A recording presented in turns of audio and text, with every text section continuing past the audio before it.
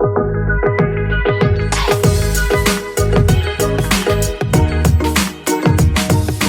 to Convos and Cocktails. I'm your host, Tlhabi, and this is the platform where we speak, we laugh, we chat shit, we do whatever we want to do.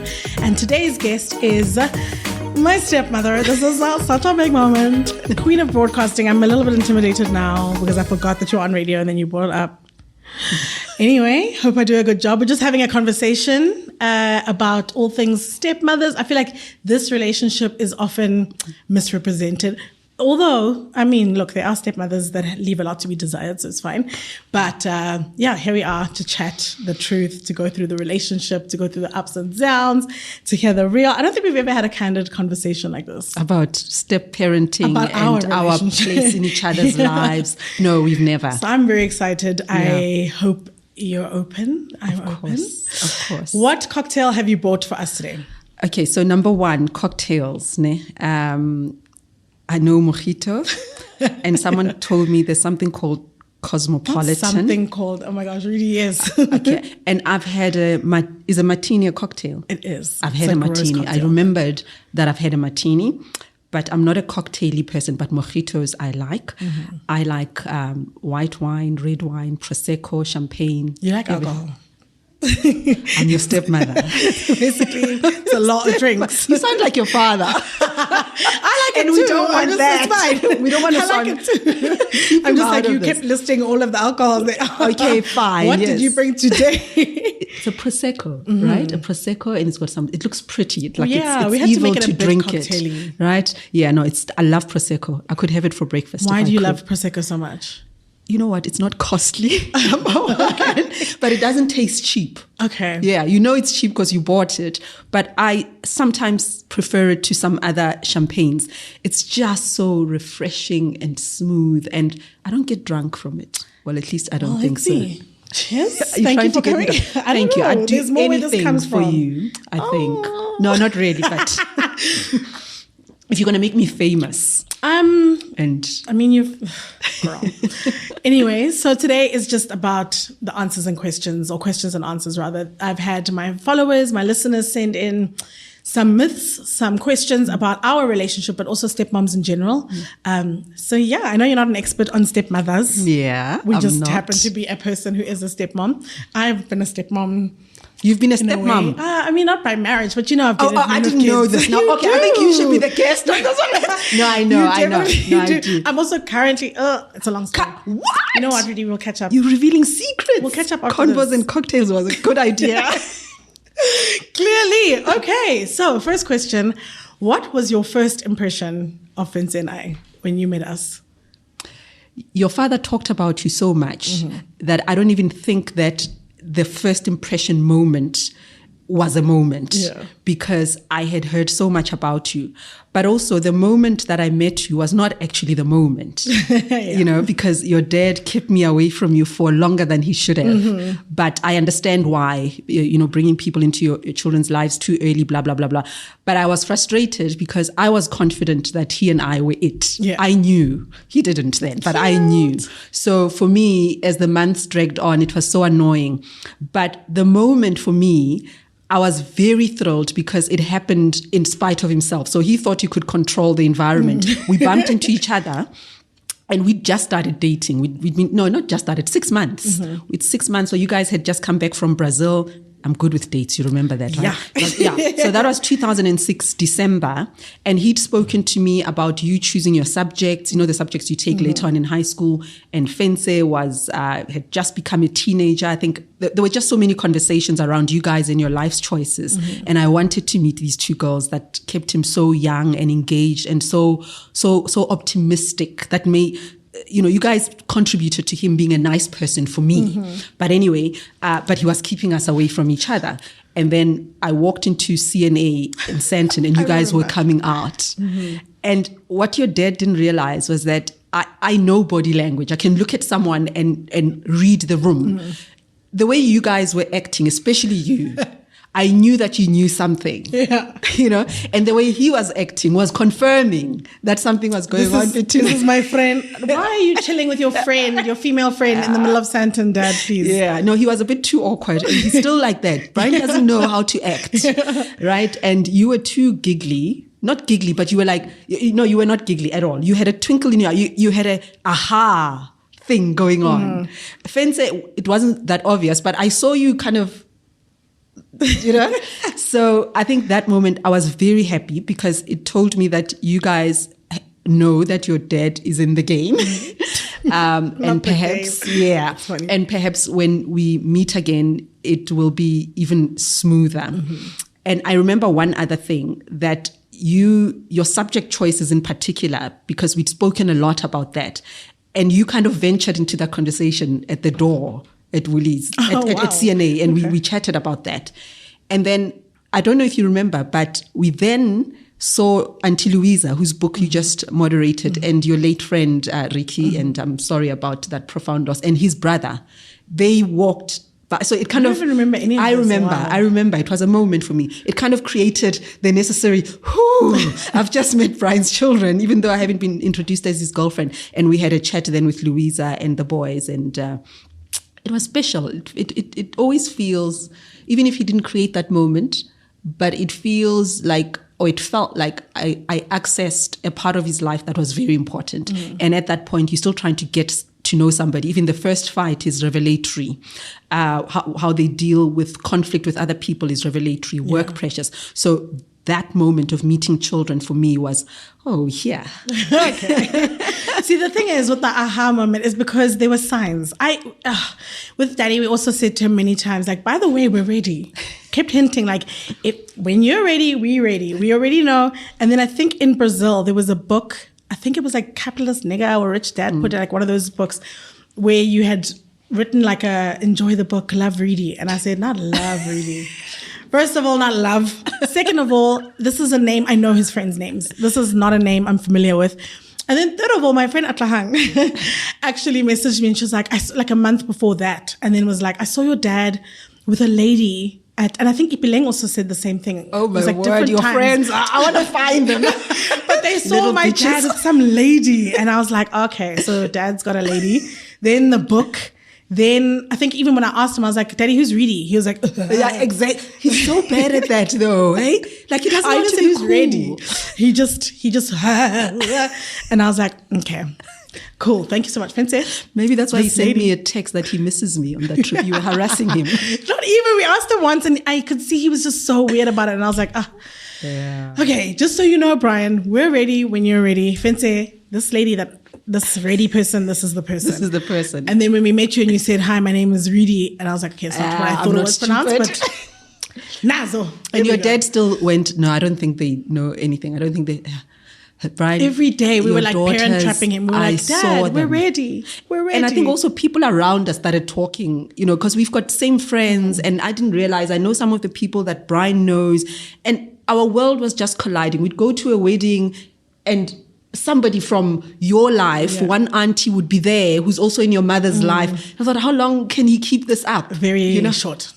Very short. He doesn't know. I mean, I guess he does, but it was a very quick between... We know, and then he just dragged it, and we were like, Dad, today, call her now.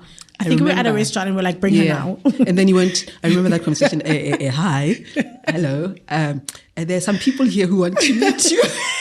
Okay, I'm on my way. Turning tender, I think. Yeah. No, we were tired of the yellow thing.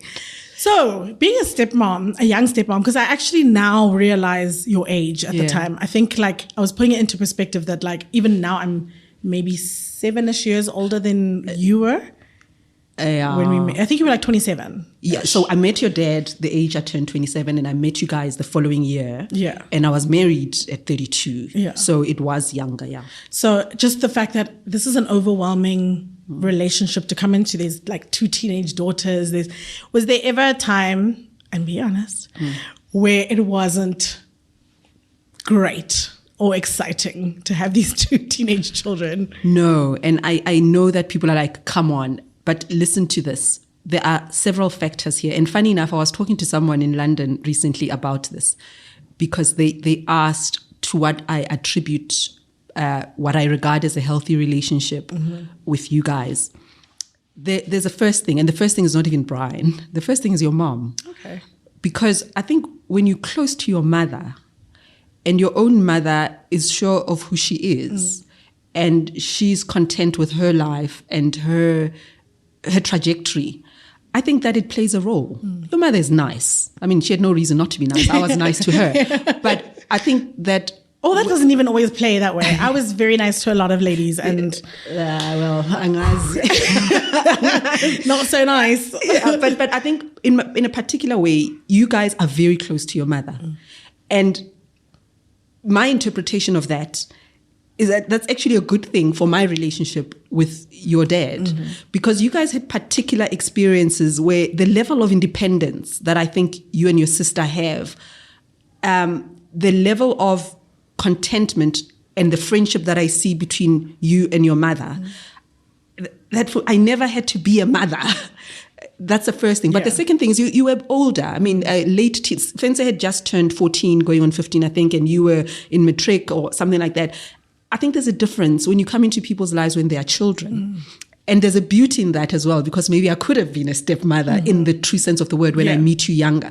But I think when I met you, you guys already had certain cultures, certain routines, certain practices with your mom that created such an easygoing vibe with your dad. Because I think Brian was the not fun, but your mom's loads of fun. But I think Brian was not the regular everyday parent that you were with. Let's be honest. You were with Penny, and you were at boarding school, you were with your friends. So when you were with him, it felt like it was an occasion. Yeah. So we were never in each other's spaces for so long that I think personality clashes would arise. We've gone on 1 or 2 or 3 holidays together, but even then you were kind of late teen, gossiping, enjoying each other's space and stuff. So I think the environment in your own regular home with your mom and the fullness of your life and your dad then just created a culture that I walked in that felt drama-free for me. That felt drama-free. That's what it felt like. And last, so that's the second thing. The third thing is that you guys were genuinely nice to me. You were very nice to me, and I think that you were happy for your dad, and that influenced how you treated me. Yeah. And I hope also, because it wasn't performative. I mean, I love my man. I love my man. I really stupidly love him. But I like that it matters to you that I love him, because if I loved him and you didn't want me around, if I loved him and that love wasn't important and you didn't see how important it was to the two of us, it would hurt very deeply, because I know what it would mean for him if we weren't good with each other. Yeah. So your mom, yes, your dad being so into you guys, but you guys being so, you are such, the world is big and you're tapping into every aspect of it. You're not needy children. I'm a needy girlfriend, though, but that's another story. No, I think own it. When we met you is, yes, how happy we were for Brian, because it just felt like, why is he not introducing us to someone at this point? It's been like maybe 2 years or whatever it had been. A year and a half, But also because Penny, like you said, she was very much like, when you meet anybody, you're going to be nice. And I think she also mentioned in the episode that I did with her about how she just we were so easy. And she, credit to them, I guess, or to us. But I think also you were. I think there are stories that I've read in some of the submissions of questions where there's this evil stepmom trope, and I don't really know what that looks like or what they mean, but I never got a sense of that. Like for you, it was very obvious that you love our dad. Sometimes you'd be inappropriate about your love for our dad. Oh, you and inappropriate, please. You don't know how to spell the word. Not with my dad. But it was just very clear that this is what you were here for. This is the person you were here for. I think the only thing that was difficult for me on my side was more on Brian's side. It was just, I felt like sometimes I needed to have an individual relationship. And it was always like, the gang. And I was like, okay, I need you to know who I am. And outside of even Fence, outside of Redi, so that was something I think I personally struggled with, but it wasn't your issue. It was funny. I'm thinking that even before you said it, I'm thinking that there is something that I think I regret that we didn't create. And I wonder whether it depended more on the woman. I don't know. I haven't cleared it in my head. But I do wish when I watch some families with step parents, they've got rituals even in the second family. And I'll use second family in inverted commas. They've got rituals. I don't think that we've done that enough. Number one, I think that a lot of our get-togethers are so spontaneous, like, oh, who's available? Let's have brunch. It's all fun and centered around all our availability. Yeah. But I feel very strongly that we should have when we still at the time. And I think now you guys are older. You've got lives. I think the opportunity to create routines around every first Sunday, they come here for lunch. Every second. I mean, there's a lot of interaction, but it's random. Yeah. Because I think that when children, again, even adult children, when you've created certain traditions and practices, children always come back home. I know you'll always come back to your father. That's not what this is. This is something totally different. It is about practice. The same way we make your baby sister do maths for 15 minutes every second day or whatever. The same way Kumo is learning the clock and as practice, the same way I run or your mother runs. You practice things and you return to them. So I don't think that we did that enough. The really scheduled family time in the second family. But the second thing is that your dad, I mean, just now, I'm outing him. He says, we're having brunch with Fenze. Do I need to tell people which one is it? So there's Lesego, there's Fenze, there's Neo, and there's Kumo. So Fenze, the 31-year-old. So I say to Brian, oh, no, you guys have fun. You'll be back in time for supper. We invited for supper somewhere. I said, we'll be back in time. And I did. I said, you guys have fun. And he went, what do you mean, us guys? We all going. So he does that a lot. I hope you know that. He does that a lot. I do. And I say... I remember even one time there was a dinner where you were like, no, I'm not coming. I am available, but I'm not coming because I think it's important that you and Brian... I was like, okay, thank you. I have been saying this to him, and I know what he's going to say. He's going to say, why umpua Khampiko podcast? But there were also times where I'd say to him that, why don't you says, no, the girls are busy. I said, they're going to be gone soon. And I mean, you hadn't even turned 30 when I said this. I said, they're going to be gone soon. They're going to take over the world and you're going to miss. Why don't you guys have a ritual where not every Thursday, fortnightly, you go out, just the two of you. And at that point, if I recall, you were both in Johannesburg because you and Fenze are not always in the same city. No. And you're not now, and it's going to get worse. And I remember him coming home from the world of golf, and that's what sparked it. He'd come home from the world of golf on a Thursday evening, and I said, you know what, I'm very happy for your golf thing because it gives me time to write as well without his long chats and his pontifications. And I said, why don't you dedicate one Thursday to a dinner with the girls midweek? Because weekend, they baby showers, bridal shower. You say they're busy, you are busy, but this time that you've created for the golf, why don't you guys meet 6:30, have dinner quickly and just catch up with each other? Yeah, it's a good idea, but nobody implemented. And Ellen got a life, please.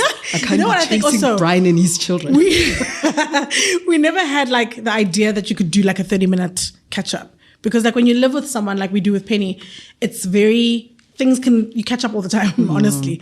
But I think with us, because you said like it's an occasion when we get together, it was like the lunch must be 4 hours long. Even if I'm like, Dad, actually I've got a thing. Yeah, you stay. He's you always like, overstay. What do you mean? Like Sunday, you book out the whole... I'm like, woo, okay. Yeah. Okay. And you guys look so good together. I guess you and your photos with your dad. You should do...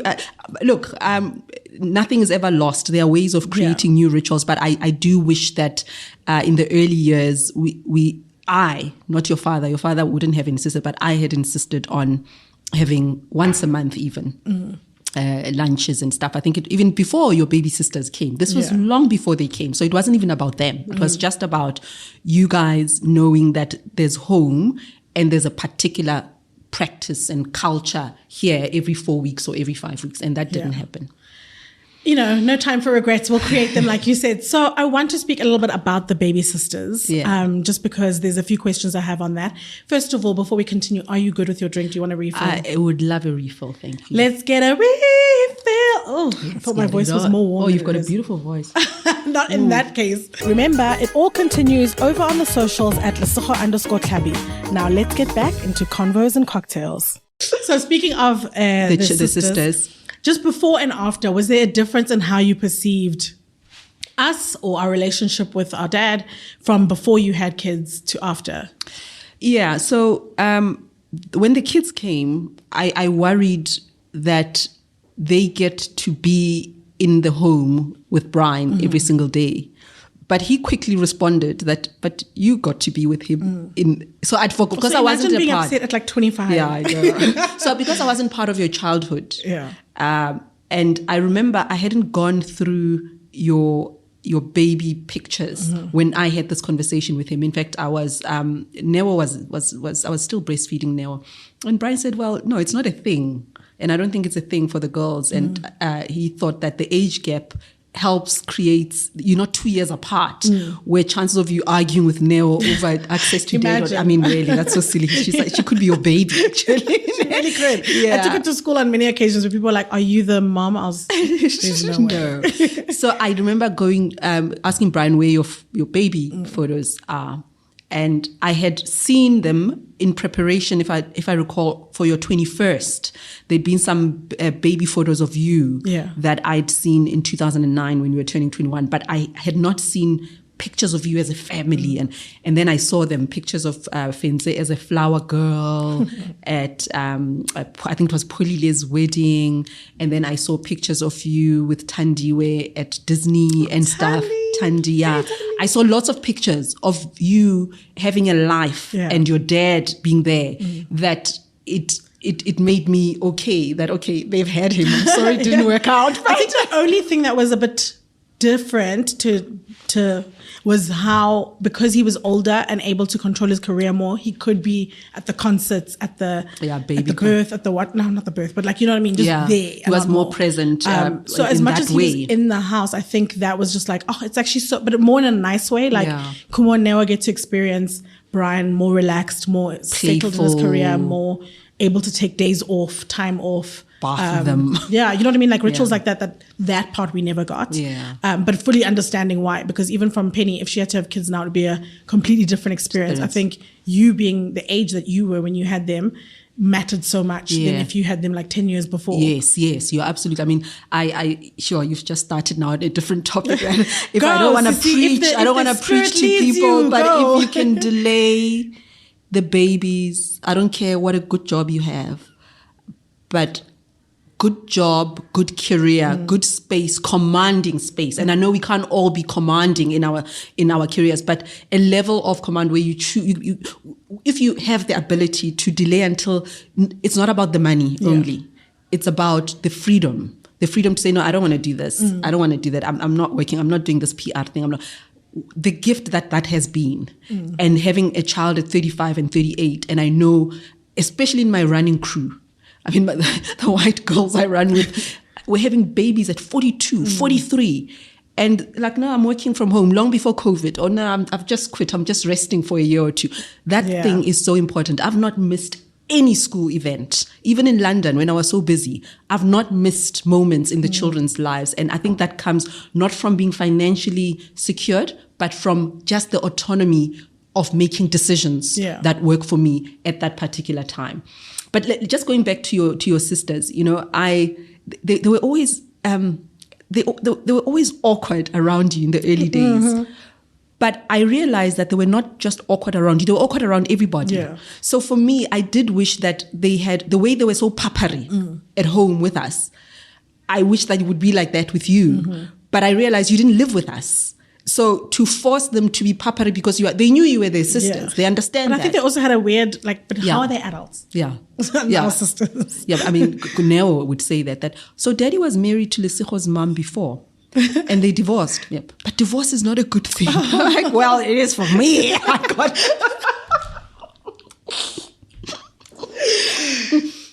That's funny. No, but they get it. And I think having iPads and being on, they understand human relations. But in the early days, and I remember watching them, and I thought, actually, they were less like that with my mom. But now I understand. It's a granny, and granny comes to visit them every week. Yeah. And granny sleeps over. That breaks the ice in relationships. So you guys are coming, you're visiting. So they're treating you the same way they treat my friends. Yeah. Where a friend says, hi, Neo says, hi, you know. But now, and then the funny thing, after you leave, I miss Sikho. I'm like, she was here just now. When you're not there, they talk about you all the time. Yeah.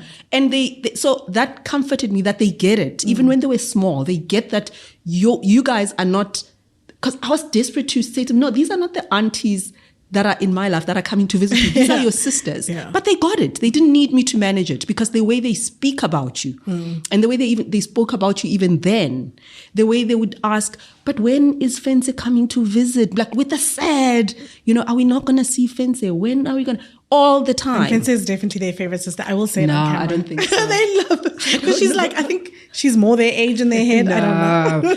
No. Yeah, in fact, they did ask me who's older between you and Fense. Don't tell her, please. That was a long time ago. Please don't make an issue out of it. It was a long time ago. I won't. Yeah. It's happened with me and Khumutso a lot when we go out. And it's also like people who are adults, not just like... But anyway, so yeah, the main thing was, how did you relate to motherhood or having children before and after having your own? Yeah. Or just understanding the dynamic with us and Brian, maybe. Yeah. You know what? That age gap thing will always be a factor. It will always be a factor because you're not their sisters in that way. And you also made it clear that you don't want to change nappies and things like that. So there was never... Sorry. There was never that kind of thing. But I think for me, and Brian and I talk about this a lot, that, we know that if anything happened, I don't like thinking like that, but it's reality. If anything happened, you guys will step up, You guys are very loving. You're very generous, the two of you and Fense. And for me, not thinking as a part of the couple, just thinking of me and the children I gave birth to, I wish I had people like you in my life when I was their age. So I think they're quite lucky. But after having Neo and Kumo, I really understood why Brian was so deeply appreciative of being a parent. I understood what it was that he loved so much about having two little people that are yours. But even as happy as I was that our family had grown, that I have my own children now, I did wish, again, the same ritual things. I did wish that we did more things together. But the age gap, what are you going to do with Kumo? I was very close with Neo. I was there every day. Like her and I you've got pictures of her thick as thieves, sleeping on your chest, and she loves them, by the way. But the flip side of that is that we're not allowed to celebrate those pictures because Kumo gets in a state. So Kumo was born when I was employed again. Yeah. That's the problem. You were busy. I was working now. Yeah. But we do have pictures of you, and I show it. I'm very careful. If I show a picture of Sikho and Fense with Neo, I must find one with Kumo. But there's a picture of you and Fense in Paris with Neo. Sure, it makes Kumo ballistic. She knows she wasn't. Ballistic. The thing is, I'm surprised she doesn't even think it's her. They look like twins at that point. No, but for a long time, she'd insist it was her. In many of the pictures, she insists that that's her. But now she starts to see. So we just lie. I just say she was in my tummy. So in a way, she partook of the thing. But you've got more pictures with Neo as a baby than you do with Kuma. I don't know how you're going to make it right. I wasn't working at the time, and now you're going somewhere go over tell the rainbow. Go tell her. Okay, so being a stepmom, I did ask what was difficult about me and Fense, and I suppose you said we were easy children, but what was difficult about being a stepmom in general? No matter who the kids are, there are moments where just being a stepmom or dating a man with kids is quite difficult. First, for me, I knew I was going to marry a man with kids.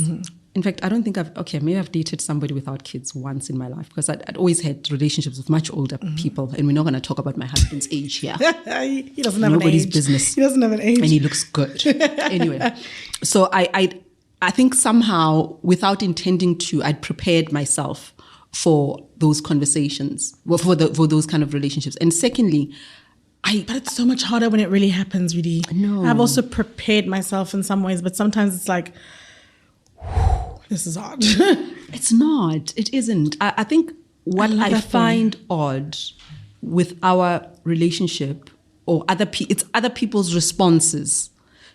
and it comes from the assumptions, the stereotypes. There's always an assumption that there's drama in history and stuff.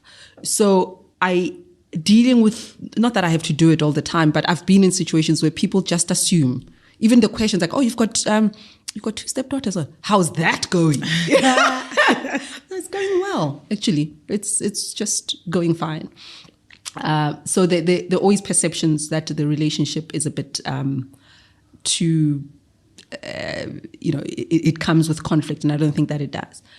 But the other thing, it's less about me, but more about you and your dad.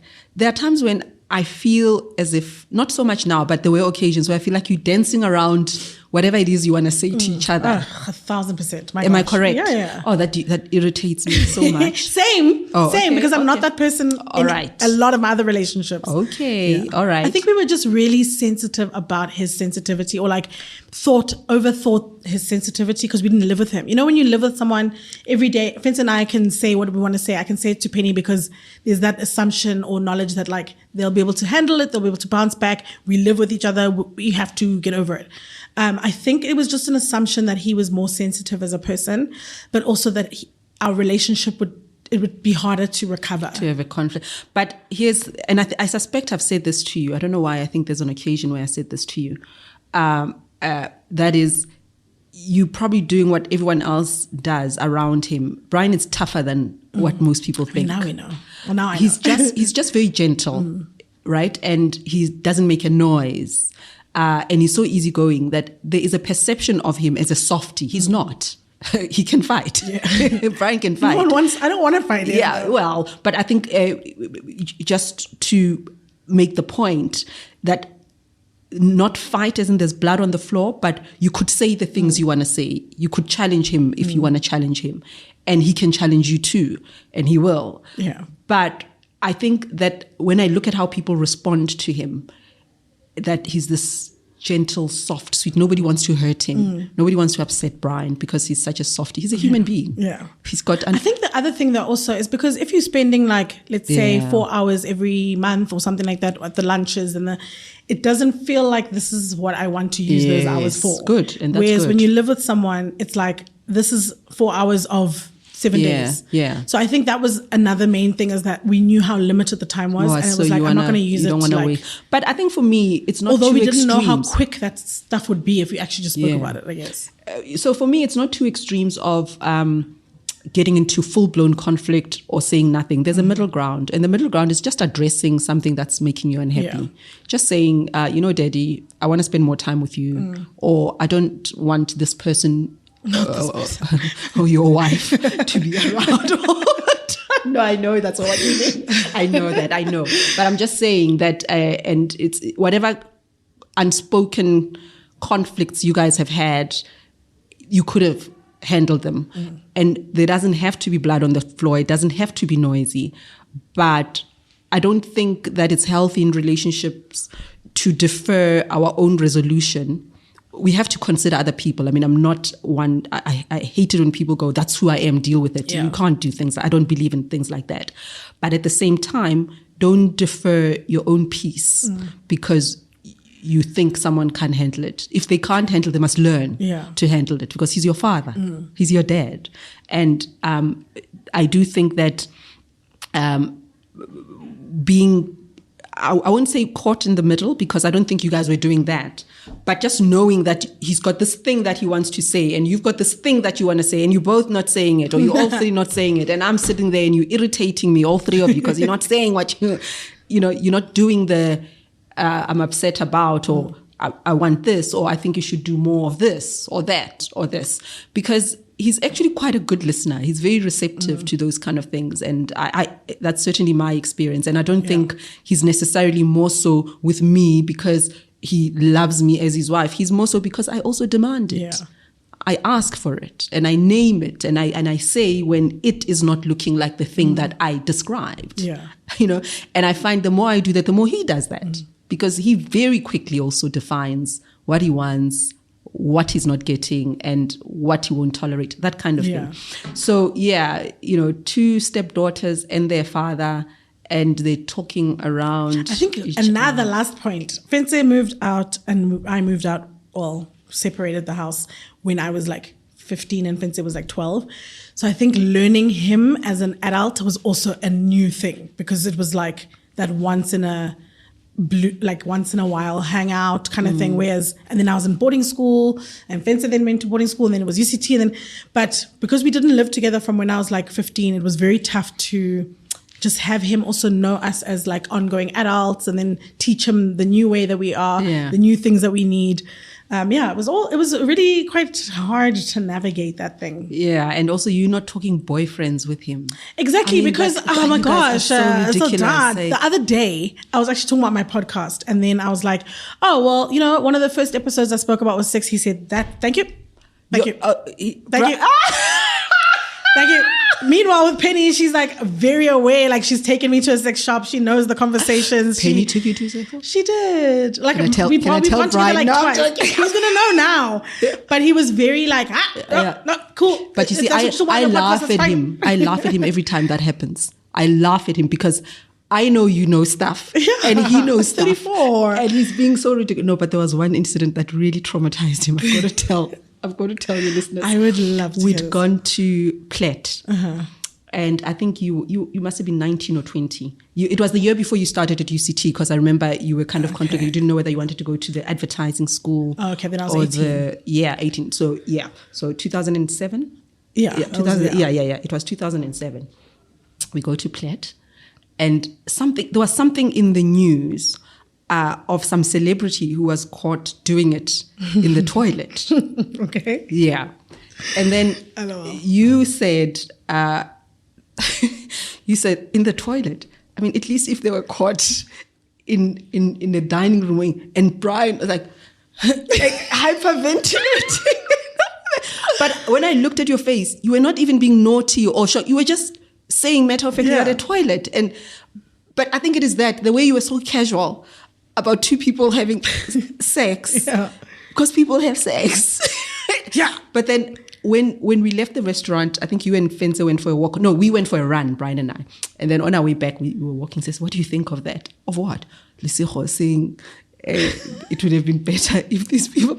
I think what Brian was trying to say is that it would have been better if these two people were not having sex at all. Not a religious cult that like suddenly would have been. I enjoy those. I laughed, and I used to just add on, say, no, but she's got a point. I mean, the toilet. I'm like, no, that's not what I mean. But that's also like, even now, I thought he would be, because I'm 34 and he follows me on Instagram. So I was like, do you just shut down on Mondays then, or like just completely not look at my content? No, he shuts down. I was very much thinking that he just knew. So I was like, no. So the first episode we had a sex coach. He just said, okay. I was like, oh, Brian. Yeah. Okay. No, he does want to hear it. And also, even when you do, I'm very careful. Like when I was following you on Twitter, you're not on Twitter much. Never, yeah. Not at all. So if you're engaging in those kind of conversations, I would just laugh by myself, and he'd say, what? I said, nothing. There was one time he was like, okay.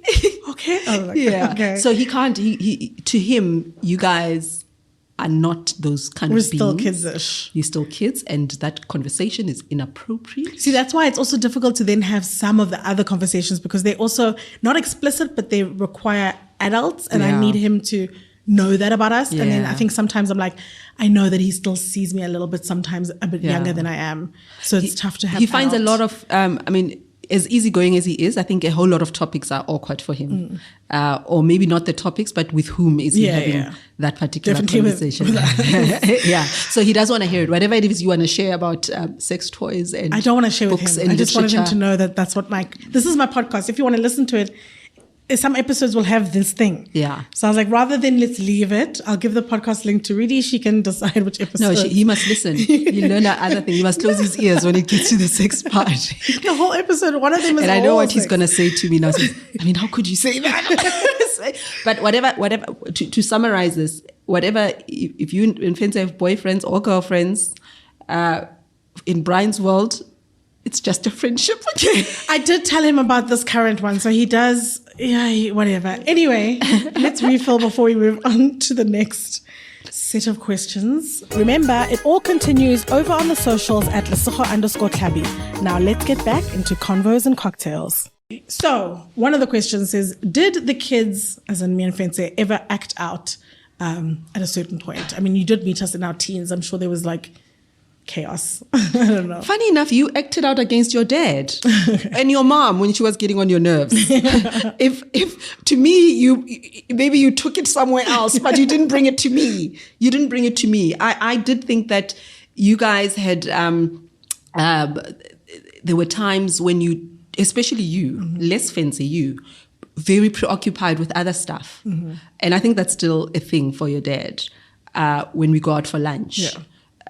Maybe you girls are on your phones a lot. It annoys us. But the way I look at it, and I said this to him, with your baby sisters, there is that, they're spending too much time on their iPads. And actually now this is it. I remember a fellow stepmom also complaining about a teenage son who's always closing the door on their iPads and whatever.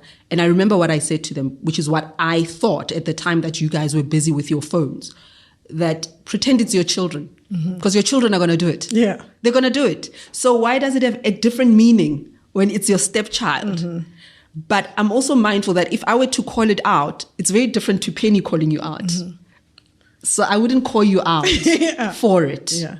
I would probably say, and not because I'm too scared to come to you, I'm not, but because I understand that you guys were not in my life when you were babies. It's very different. I'm not your mom. And I know I've got other friends who are like mothers to their stepkids, and they can say, I know one who'd say, you have to make up your bed. Yeah. You don't throw things on the floor. And it's quite okay because she came into their lives when she was 5, this adult daughter. It wasn't the case with me. So it would irritate me, you guys being on your phone all the time, because I know it irritates your dad as well. It irritates your dad, but I knew not to say it. Because Penny saying it, your reaction to your mom saying it and to a stepmom is like, I win. Both probably would have been but it's better to be annoyed by your mom and your dad than a step parent.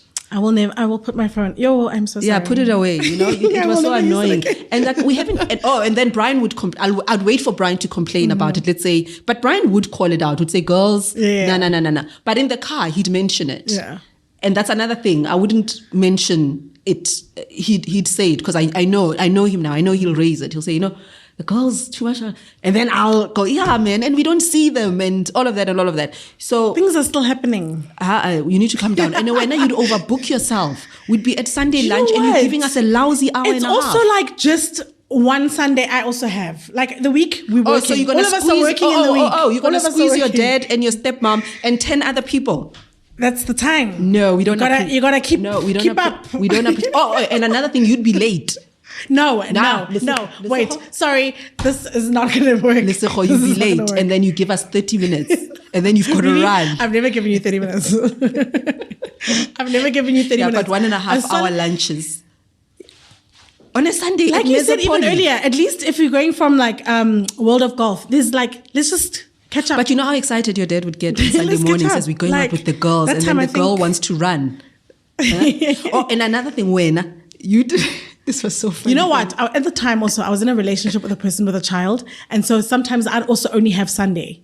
Oh, stepmommy, fellow stepmom. Oh, but speaking of that, I find it very funny that there were times when you just needed your dad and without me there. And I get that. But there were times when your dad just wanted you. But when you were in that relationship, you'd always come with him. Oh my God, not always! You did. It was so funny. It's funny because you know what it's like. And then your dad would be all excited. And you wouldn't warn him in advance. But then it would be the group, I swear. No, but you me, Daddy, and him. Sweetie. Wait a second now. Wait, you saying it was me, Brian, and him? The three of us? No. It's us. Okay. But we are expecting you and Fencer for lunch. Okay. And then you rock up with your handsome boyfriend. But you don't tell anyone in advance. You don't even send me a WhatsApp so that I can prepare your dad. Your dad hates surprises. Look, I was inside something. I'm out of it now. It's fine. Jeez, that's an unfortunate word. But no, but your dad used to get so irritated. He lives somewhere else. Like another person lives somewhere else now, so you won't have to. You want to meet him? Bothered. When are you going to come to Paris? Is that why you're going to Paris? No, that's not why I'm going to Paris, Redi. Oh my God, I'm going for school.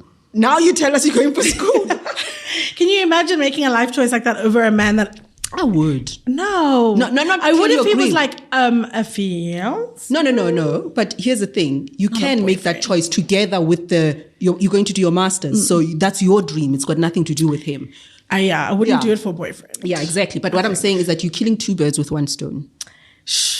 Nah, the bird is too new to have been considered in that decision. I want to meet this person. He came in after the decision was made. Where did you meet him? Redi, this is not for this platform. Sorry. We'll You're keeping secrets. I'm going to call your I'm mom. not keeping secrets. I just don't want to talk about it on the platform. This is not the... There is something... maybe ask the next question because there's something I want to speak about. Speak your truth. Because, we're talking about you being on the phone and now... Because I think the question was around conflict when you were acting up or all of that. It's also not us acting. I was just us being busy. Yeah, but there's something that just crossed my mind, if you don't mind, and we're being honest here, right? Your dad has not really spoken on his own terms about his illness, but it's not a secret that your dad had aggressive leukemia, and even now, I'm not sure how far I can go, but I don't think I'll go far with that. But your dad was ill 4 years ago, and he's had a transplant, right? And I think that's a story that he wants to tell in a particular way. And we can talk about that, you being an artist and all of that.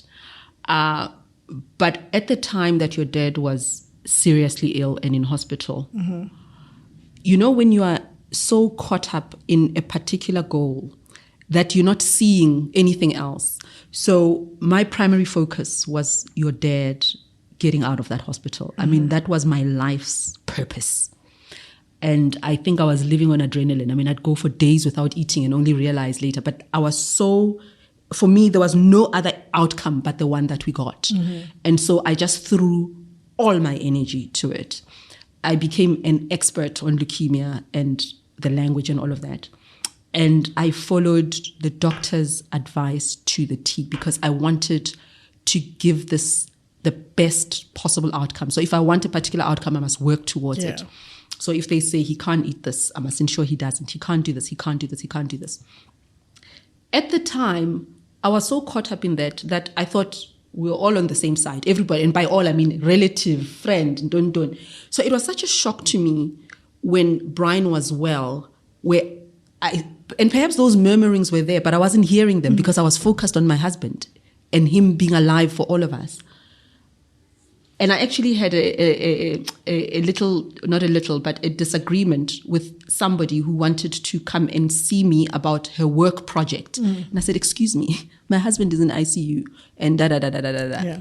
So only later when Brian was well, did I hear that there were a whole lot of people who were unhappy that I kept them away from Brian. The shock, when you're not thinking something. Yeah. And I was so shocked because I thought I'd explained what his particular cancer was, the white cell count, what it means if he gets a flu. And I thought I'd explained that the doctor had even said to me, the only reason we are allowing you is because we can see emotionally he needs you. He only smiles when you walk in. And even the nurses would say, Mrs. Tlhabi, please ask doctor, when he needs something, we find him struggling. He doesn't call us. There's a bell. He can call us. He only comes alive when you're here. And as soon as you leave. Yeah. So they made me believe that I was even there because they understood that emotionally he needs that too. And I had to be masked up and wear an apron and all of that. So after Brian, when these things happened, I was just stunned that, guys, did you not understand that he was this close and that your coming to see him was not allowed? And I wondered if all these people are saying this and they're not even his children. Yeah. And some are relatives, some are friends, and not even close friends. None of our close friends said that. And that's always the case. People close to you don't talk shit. It's people who are... But I did wonder. I thought, oh my goodness, maybe I didn't explain this properly. And if outside people are feeling like this, I wonder how you feel. Are you asking now? Yes. It had crossed my mind that, hold on, did they understand what was... I think we did for a certain point. But then for me, the one thing was, okay, if it's only one person a day or a week, can that person not sometimes change? So I do think we were very aware that like a sneeze, a tickle, a dust, because that thing of also like sanitizing once, putting on the thing, sanitizing again, like it was quite aggressive even when we could go. But I think there was one point where I was just like, if like if there's one person who can go for like the 3 weeks, if one of those times it could be like me, and then that would be cool. But like, no, fully understanding. I think it was just once where I was like, we felt, oh, wait, what can she take one of the things and then give it to me? Okay. Maybe. All right. But not in a... No, okay. But it's, you do understand why I'm putting it. And there was also a factor that Brian never lost his agency. You know, your dad is actually far more stubborn than what people realize. I mean, you know I'm glad though, sorry, just to go back, because when we did eventually go, it was extremely traumatic. And so it was shocking, right? And that was even like the 3 weeks later type of vibe. So if it was like... At the time, I don't think I would have been able to like handle it anyway. So I'm kind of like relieved that that's the process that needed to happen. And like God was clearly in the mix of like, girl, you don't need to see it right now. Let him get some recovery. Some sort of normalcy. But like, because even when we went, it wasn't good. It wasn't. I saw that you were affected. And for me, it was, because I was there in the beginning, right? I was very proud of the moment. And then I could see that, okay, perspectives. But here's another thing with Brian, that I hope people who know him well know this. He's quite stubborn, I think. You know, I mean, when the first time you said your dad was stubborn, you were in your teens, like, Daddy, you're so stubborn. I'm like, yes, girl, tell him. But Brian makes his decisions. Nobody can tell him what to do. Yeah. So when he didn't want to, there were times when he didn't want to see people.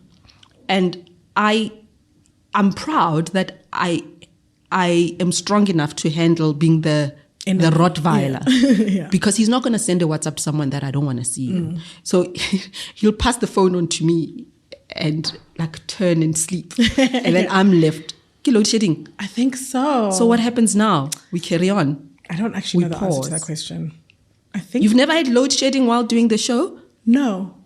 Jeez, I'm a bad vibe. No, we actually have not. I think we can carry on. Yeah, the cameras are on. Cool. So Brian would make decisions that I don't want to see this person, or I don't want to talk to people. I just want to sleep. So there's those needs to fulfill of his, and I'm not going to compromise him, you know. But there was a lot. There's a lot that I learned about sick people, that they like silence sometimes, even from the caregiver, to just know, leave him alone, to just know, step aside. So that thing was important for me too. And I didn't know I would raise it here. I didn't plan this. You actually told me the focus of our conversation with 10 minutes to go. Didn't you? Didn't you send me a WhatsApp with 10 minutes to go? It's fine, Sissy. Yeah, it's fine. The focus of the conversation was anything and everything. Yeah. Actually. So I think the moment presented itself, it just crossed my mind, that chapter of our lives. And I'm like, actually, let me just go there. Yeah. Okay, so how do you strike the balance between being... I'm chewing. I wasn't supposed to eat the It's delicious. Between being stepmom and trying to not overstep. Because you guys have strong personalities. I don't think you'd allow me to overstep. I don't think you'd allow me. The door is not open for that, even if I wanted to do it. Is that not frustrating to you sometimes when have you ever wanted to be like, I mean, not hit because that's crazy, but just like, stop, like, no, I don't know, discipline in some way where it's like, okay, I won't because they won't allow that. But at the same time, Brian, how do I navigate naughtiness? Or Actually, I've just thought of something. It wasn't Plet. There was another holiday we went to. You brought a friend, a lovely girl called Tabang. Okay. I think we'd gone to Balito or something. So we go there. I don't remember any of my life. Oh my please, gosh, I'm telling you now. To me. This is crazy. You must pay me. I need a cut from this podcast. I must write my bio with you next to me. So we'd gone to that place, and we bought a lot of things when we got there. I don't know why that happened, like towels and things, dishes and things. We shopped for those things, and each girl had a nice fluffy towel. We bought a big towel for bathing, a big towel for the beach, and all of that. And then when we were leaving, you guys just left the things there, and I'm looking at this situation.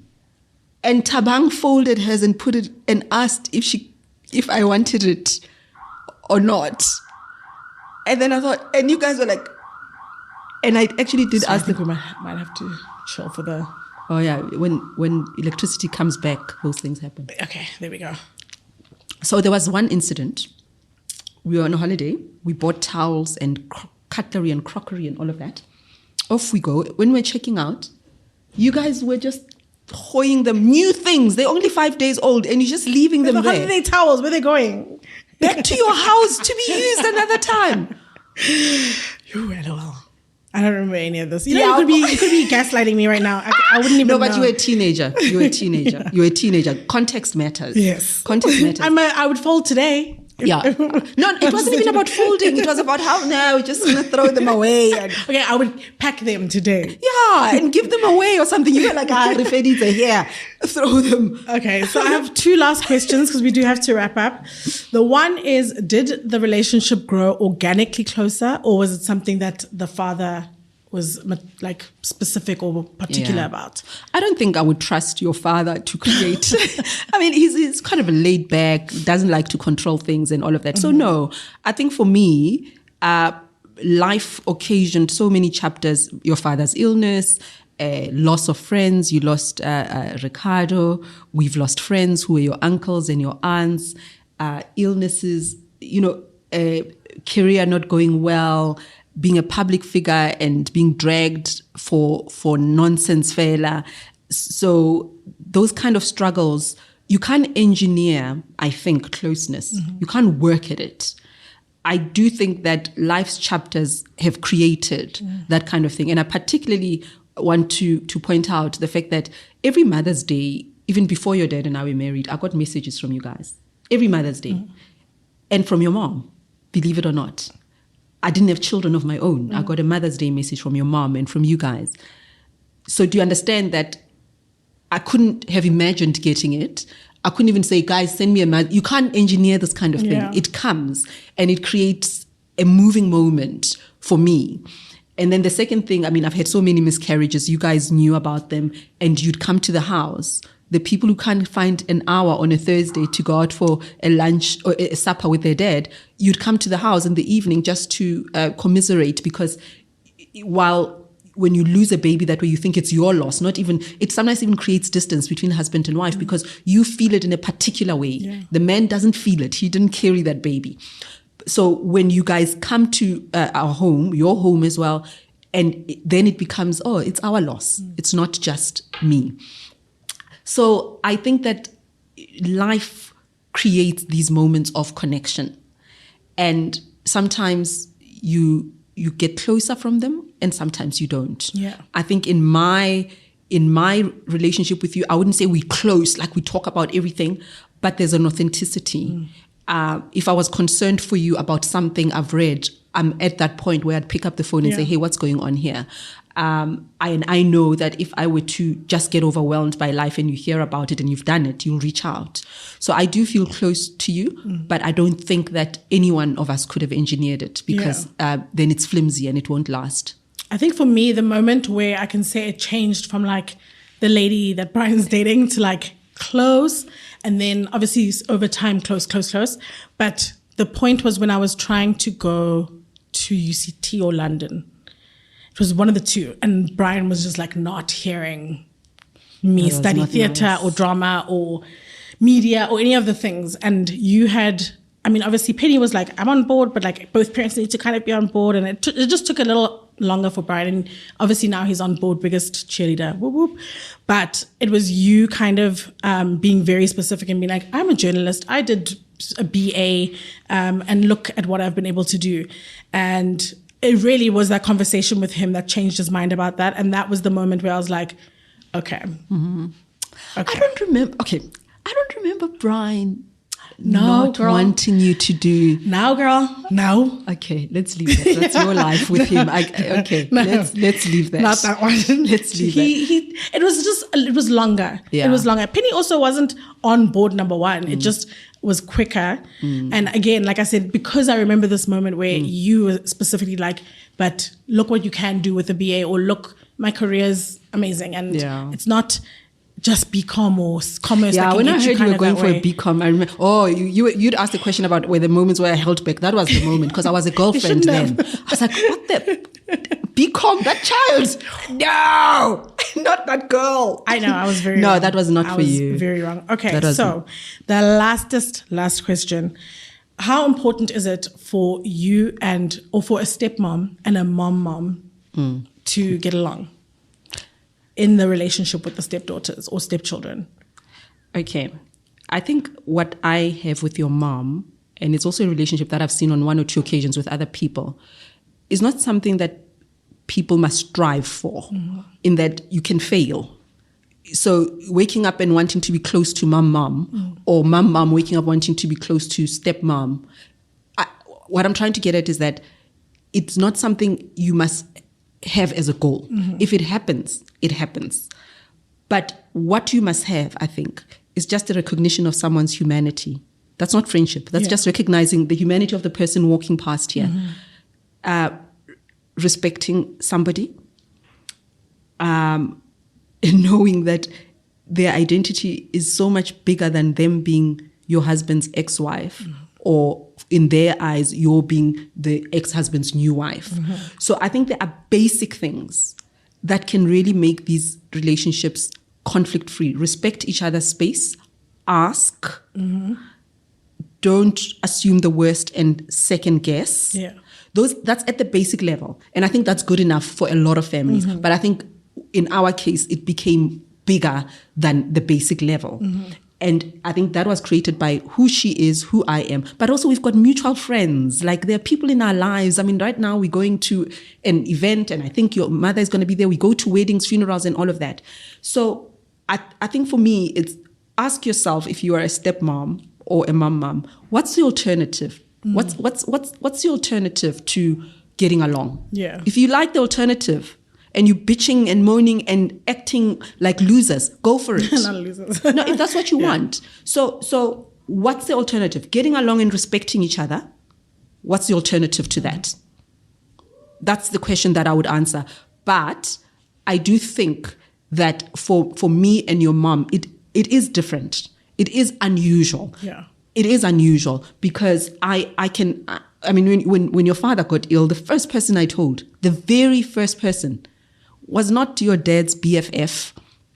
It was your mom. That's the person I phoned when I was in the hospital. But 3 days later, when the diagnosis came, the first person I told was your mom. And there was a particular reason for that. It was not because she's my best friend. It's because you were adults, but you are her children. I cannot imagine a scenario where I'd be okay if somebody picked up the phone to tell my children that their father had a serious illness, because you don't know. You don't know their emotional state. I don't know whether you're driving at that point. She knows how to break it down to you, and you and I can pick it up elsewhere. So I'm going about this circuitously, but I'm just saying that you can't look at my relationship with your mom and say that's the model. No, we were lucky. We're at a particular point in our lives. And we were okay. We got along and we genuinely liked each other. But for others that are not at that level, what's the alternative to getting along? What's the alternative to respecting someone? What's the alternative to just being decent to a person? And here's another thing that is so important, and it goes even to the step-parenting relationship. People are not in your life every day, 24/7, 7 days a week. Yeah. They're not. Exactly what you said about not wanting conflict with Brian because it's just an hour and a half. And there are times when I would go along with that, okay, so you're going to see mom or stepmom, or they're going to be in each other's space for a family funeral that's just one day. One day. Bring your best actress if you have to. It's just one flipping day. Yeah. You know? Very, very true. Redi? Yeah. Thank you so much for answering the questions that they had, the questions that I had, and for making time. This lady, your schedule. You said, okay, but then I'm going to London, and then, okay, so in between that, but then I'm in Italy, then Washington. So thank you for finding time in between Terminal A. So says a very busy person, guys. Don't listen to I'm going to be busy. I know, you're I'm busy. Gonna be. And now you're leaving us. You're leaving us. How much lunchtime are you giving us before you go? We'll be singing on Sunday. Yeah. Okay. I will leave my phone in the car. Yeah, please. Thank you very much. Please. For coming. No, but then nobody takes better pictures than you. You see, you must also choose. Either my phone's there. I know, I choose the phone. Okay. Bring the phone. Thank you very much for coming. Thank you. Good luck with your step parenting. You're not going to succeed like me, but cheers. Hopefully I have a penny. And hopefully I'm the a child does. Yeah. I mean, the child is 5. So it's... Thank you very much for joining us. My daddy. We're going to have the rest of the conversation off air. Yeah. He's French, so he doesn't say my daddy. Yeah, I just pretend you can't hear what I'm saying.